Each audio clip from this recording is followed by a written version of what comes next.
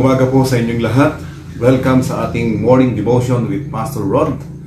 At ang ating pong pag-aaralan ngayon ay faithful follower of the Lord Jesus Christ. At ating pong buksan ang ating mga Biblia sa Colossians chapter 1, 2-6. Ito po ang sinasabi, "To the saints and faithful brethren in Christ which are at Colossae, grace be unto you and peace from God our Father and the Lord Jesus Christ. We give thanks to God and the Father of our Lord Jesus Christ, praying always for you, since we heard of your faith in Christ Jesus and of the love which you have to all the saints.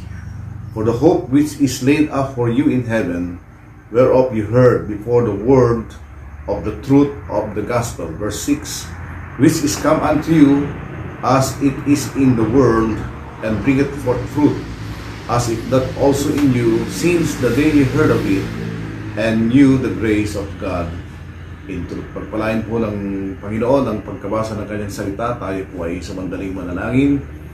Panginoong Diyos na mapagmahal, mahabagin at mapagpalang Ama, kami po ay lumalapit sa inyo sa umagang ito. Nagpapasalamat dahil kayo po ang nagbigay sa amin muli ng malakasan, sigla sa umagang ito, Lord. Pagpalain niyo po ang inyong salita at tulungan niyo po kami na maging faithful followers of the Lord Jesus Christ. Pagpalain niyo mga nanood at higit sa lahat ang inyong salita, Panginoon. Sa pangalan ng Jesus, itong aming sabot na. Amen. So, napakaganda po ang ating pag-aaralan ngayong umaga is about faithful followers of Jesus Christ. Ano po bang ibig sabihin ng faithful? Ang faithful ay loyal, constant, steadfast, not changing. At ito po yung synonyms ng salitang faithful: true, devoted, unwavering, dedicated, committed, trustworthy, dependable, obedient, dutiful. So yun po ang ibig sabihin ng faithful. At alam niyo po, ang ating Panginoon ay naghahanap ng mga faithful followers of the Lord Jesus Christ. Sa mga panahon kong ito ay dapat tayo mga anak ng Diyos ay makikitang mga faithful followers of the Lord Jesus Christ.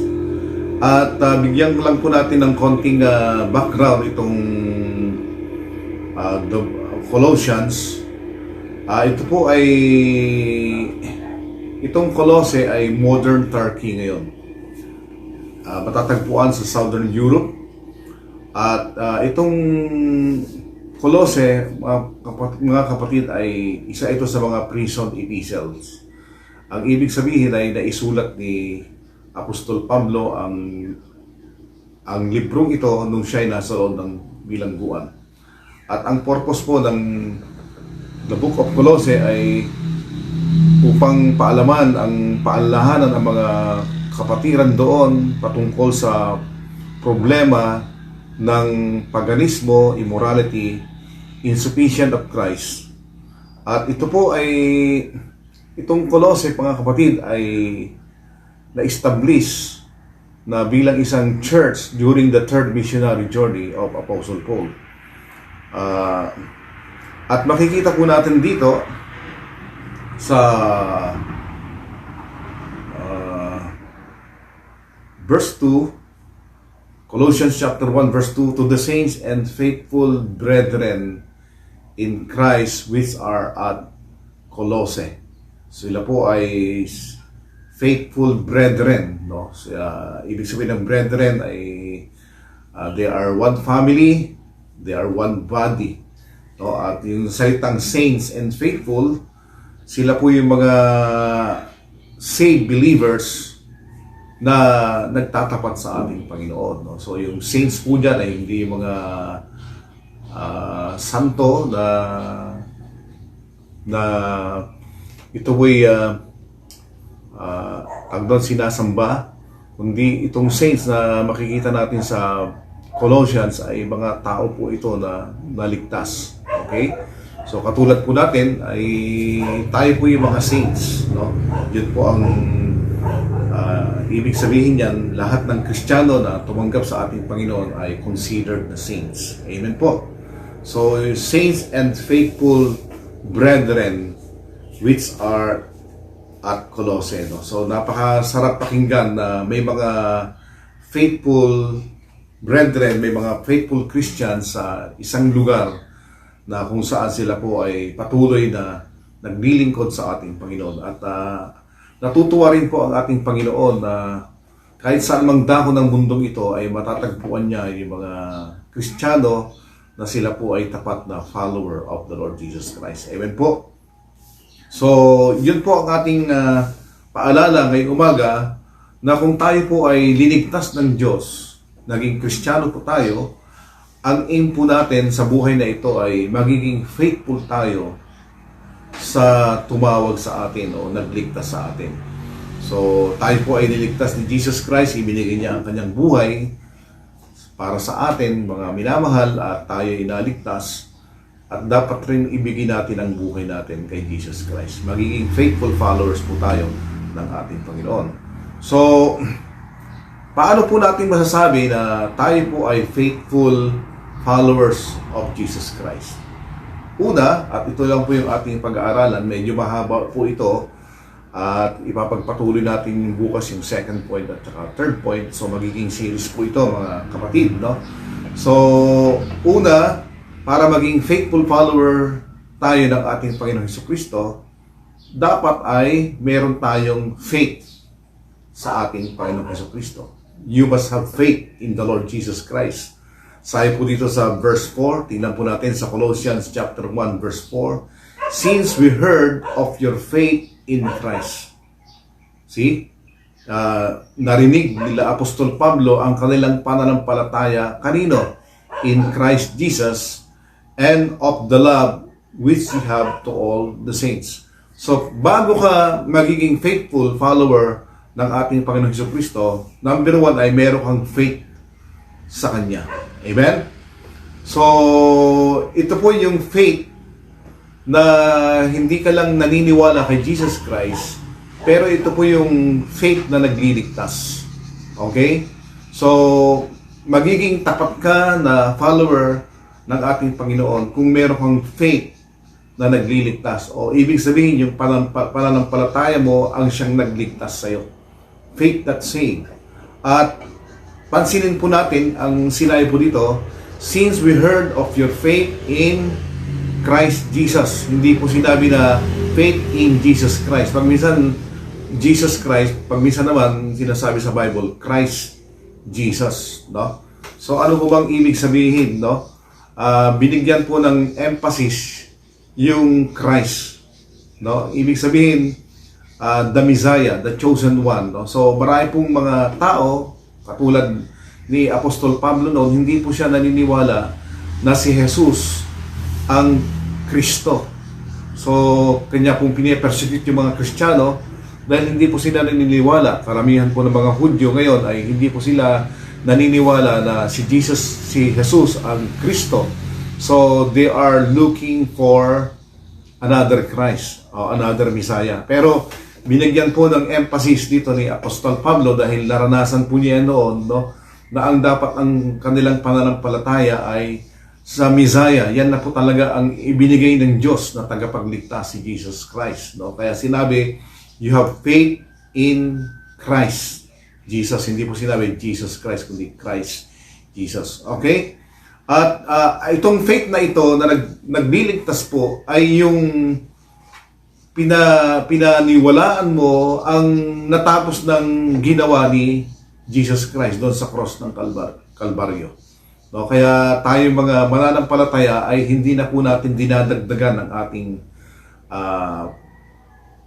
kaligtasan, no? Ang gagawin mo lang ay tanggapin mo, you trust to the finished work of the Lord Jesus Christ. Dahil wala na po tayong idadagdag kasi kompleto na po yung ating kaligtasan, no? At ang bilang isang tao, hindi po natin kaya kiligtas ang ating sarili. Ang Diyos lang po. Kaya wala na po tayong idadagdag dahil kompleto na ang ginawa ng Diyos doon sa cross ng Kalbaryo. Amen, mga kapatid? Dapat magsaya po tayo dahil Yan po ang ginawa ng Diyos. Kinompleto niya ang ating kaligtasan. At hindi lang po na they have faith that save. Ito po ang importante. They have faith that publish. Okay, no, yung faith na ibig sabihin faith that publish ay kanila pong isineshare ang kanilang faith. At tingnan niyo po sa verse 4, Colossians chapter 1 verse 4. Since we heard of your faith in Christ Jesus. Naririnig pala yung pananampalataya. We heard of your faith. No? So, ibig sabihin ni Apostle Paul na itong mga taga-Kolose ay talagang ipinabliss nila ang kanilang pananampalataya. Hindi po sila nahiya sa kanilang pananampalataya. Hindi po sila naging pipi. Hindi po naging tikom ang kanilang mga bibig. Kundi excited po sila na ibinahagi ang kanilang mga patotoo at mensahe. Katulad po nung ako'y naligtas, ay excited ako na sinabi ito sa aking mga kaibigan, sa aking pamilya. Kahit hindi ako tinatanong ay sinasabi ko, no? So ganoon po yung naranasan ng mga kapatiran natin sa Colossae na they publish their faith. Kaya nga narinig ng mga tao katulad nila Apostol Pablo ang kanilang pananampalataya. So mga minamahal, mahalaga na ating pong i-share ang ating kaligtasan. Sinasabi po sa Acts 1:8, tayo po ay mga saksi. Amen? Maliwanag po yan, but ye shall receive power after that the Holy Ghost is come upon you, and ye shall be witnesses unto me. No, napakaliwanag po. Tayo po ay magiging saksi ni Kristo. Witnesses unto me both in Jerusalem and in all Judea and in Samaria and unto the uttermost part of the earth. At magagawa po natin magiging witness dahil meron po tayong kapangyarihan. Amen? Hindi po sa ating kapangyarihan nanggagaling, kundi kapangyarihan galing sa Diyos. Kaya ang ating pong patotoo, ang ating pong pag-witness ay may kapangyarihan, mga kapatid. Amen? So, kahit hindi ka sumisigaw, ay sineshare mo lang na ang salita ng Diyos, no, ay maliligtas po ang tao. Kaya nga sabi dun sa Matthew 28:19-20, we need to go and preach. Mahalaga po yung paghayo, no? Pagpunta mo. Kaya nga sinabi dun sa Matthew 28:19 and 20, go ye therefore and teach all nations, baptizing them in the name of the Father and of the Son and of the Holy Ghost, teaching them to observe all things whatsoever I have commanded you. And lo, I am with you always, even unto the end of the world. Amen. Okay? So, we need to preach in season and out of season. Ang ibig kong sabihin yan, kahit hindi po wala sa season, no? Wala, parang sa kanila, wala sa panahon. Pero ang pangangaral po ng ang salita ng Diyos kahit anong panahon po sa ating buhay, no? Kahit pandemya ay we need to preach the Word of God. Ayun po ang sinasabi sa 2 Timothy chapter 4 verse 2. Preach the Word, be instant in season and out of season, no? Yung sinabing be instant in season, ibig sabihin po yan urgent, no? Emergency, no? Parang pag sinabing emergency, hindi na patumpik-tumpik, hindi mo sabihin mamaya na, hindi ngayon na dapat ibahagi mo ang salita ng Diyos. Meron po yung isang pastor na nakita niya yung isang matanda, no, na may sakit. Sabi niya, bibisitahin ko siya bukas, no, at ibabahagi ko ang salita ng Diyos. At pagbalik niya kinabukasan, patay na yung matanda, no? So huli na. So dapat na na-witnessan niya na. Okay? So makikita natin dito na they have faith that encourage. Amen? Meron din po silang pananampalataya na nakaka-encourage po. Sinabi po dito sa verse 3, we give thanks to God and the Father of our Lord Jesus Christ, praying always for you, since we heard of your faith in Christ Jesus and the love which you have to all the saints. Alam niyo po, na-encourage po yung pastor, sila Apostle Paul, dahil po sa mga taga-Colose, mga kapatid, no? Amen po. Ang sarap ng feeling ng isang pastor na yung mga members o yung mga Kristiyano po ay nagiging faithful sa ating Panginoon, no? Natutuwa ang pastor, nai-encourage siya, hindi siya nai-stress, no? Hindi madaling mamatay yung pastor. Pero pag marami po mga miyembro o mga believers na sila po yung sakit ng ulo at sila po yung mga malamig sa Panginoon, sila pa yung mga backslider, ay nai-stress po yung pastor, no? Nais niyang kayo maibalik sa Panginoon. Pero pag nakita niya yung mga miyembro o mga Kristiyano na very faithful sila, ay nai-encourage. And brethren, we need to encourage one another, no? So, ang tanong, kailan ka naging encouragement sa kapwa tao mo, no? So, hindi lang sila na-encourage, kundi they are encouraged to pray for them, no? So, na-encourage po sila na ipag-pray itong mga kapatid natin sa Colossae na sila sa Panginoon. So, ang pang-apat na pananampalataya na meron sila, mga kapatid, ay hindi lang faith that saved, faith that publish, faith that encourage one another. Ito po yung huling faith, faith that grows. Bakit po? Dahil sabi sa Colossians chapter 1 verse 6, tingnan niyo po yung mga Biblia ninyo. Sabi dito, which is come unto you as it is in all the world and bringeth forth fruit. No, nagdala daw po sila ng bunga o nagkaroon sila ng bunga as it that also in you since the day you heard of it and knew the grace of God in truth. So mula po nung sila nakakilala sa Panginoon, naging mabunga po ang kanilang pananampalataya. No, nagbibigay ng bunga. Kaya saan ba tayo dapat mag-grow, mga kapatid? We need to grow in the Word of God. Ito po yung bilang isang pastor lagi kong sinasabi sa mga kapatiran na as newborn babe, desire the sincere milk of the Word that you may grow thereby. Pag hindi po tayo nag-aaral ng salita ng Diyos, hindi po tayo nagde-devotion, hindi po tayo nagbabasa ng Biblia, nagbe-meditate, ay hindi po talaga tayo mag-grow na Kristiyano, no? So we need to grow in Word. Pangalawa, grow in fellowship, no? Dapat yung sabik na sabik tayo sa bawat isa. Katulad ng sinabi sa Hebrews 10:25 na hindi natin papabayaan ang ating pagtitipon. Yun po ang maliwanag na sinasabi po ng salita ng Diyos. Kaya pag araw ng linggo ay dapat uunahin po natin ang Diyos at sabik tayo sa bawat isa. Grow in fellowship. Pangatlo po, we need to grow in giving. 2 Corinthians 8:7-9, no? Ang sabi po doon, pag ikaw ay nagtanim ng konti, ikaw rin po ay mag-aani ng konti. At kung ikaw ay magtatanim ng marami, marami rin yung aanihin mo. At sinabi po doon sa verse 9, God loveth a cheerful giver. Kaya tayo po ay mag-grow in giving, no?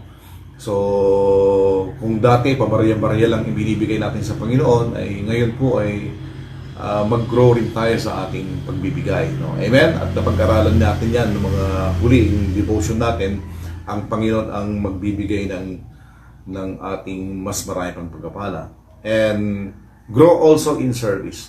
Yan po yung pinaka-masaya na parte ng buhay ng isang Kristiyano, na ikaw ay naglilingkod sa Diyos. Kahit ikaw ay konti lang yung in a small way you serve the Lord, ay yan po ay malaki sa paningin ng ating Panginoon, no? Katulad po ng isang matanda na aking nakausap, matanda na siya na Kristiyano, sabi niya, mula nung ako'y bata-bata pa lang, ako na yung driver dito sa church namin. At ngayon, lolo na ako, driver pa rin ako. At sila po yung nagdadala ng maraming mga tao doon sa kanilang iglesia. Kaya marami po, pwede kang maglingkod sa Diyos sa pamagitan ng pag-awit, sa choir, paggawa ng mga PowerPoints ng pastor, magaling ka sa computer, no? Pwede mong gawin yan. Pwede kang sumama sa pastor sa visitation, sa pangangaral ng salita ng Diyos. At maging pagpapaganda ng ating church building, ay kung yan ang talento mo, pwede mong ibigay, no? At lahat po yan ay kung tayo po ay magtulong-tulong, tayo po ay lalago, no? So yan po ang ating sinabi sa 1 Corinthians 15:58, "Therefore, my beloved brethren, be steadfast and unmovable, always abounding in the work of the Lord, for as much as you know that your labor is not in vain in the Lord." So, yun po ang ating napag-aralan ngayong umaga. Paano po tayo magiging faithful believers or followers of the Lord Jesus Christ? Number one, we need to have faith in Christ Jesus. At bukas naman po, ipagpapatuloy po natin ito, we need to have love to all the saints. Meron po tayong pagmamahal sa mga anak ng Diyos. So, pagpalain po tayo ng Panginoon sa umagang ito at patuloy po tayong mag-devotion lagi upang tayo ay sama-samang lumago at tumibay ang ating pananampalataya. At inaanyayan ko rin po kayo na mag-subscribe sa aking channel sa YouTube, Channel of Blessings, at i-share po natin itong mga video ito upang mas marami pang mga tao ang makarinig. God bless you po at tayo po ay sumandaling manalangin. Amang banal, salamat po sa mga taga-Colose na mananampalataya na sila po ay faithful followers of the Lord Jesus Christ. Tulungan niyo rin po kami na maging sa mga panahong ito ay magsumpuan mo na marami pa rin mga Kristiyano na faithful, Panginoon, hanggang sa huli ng kanilang mga buhay. Palain niyo po ang bawat isa sa amin sa pangalan ng Jesus, itong aming samot dalangin. Amen. Hanggang sa muli, mga kapatid, God bless you po and have a nice day.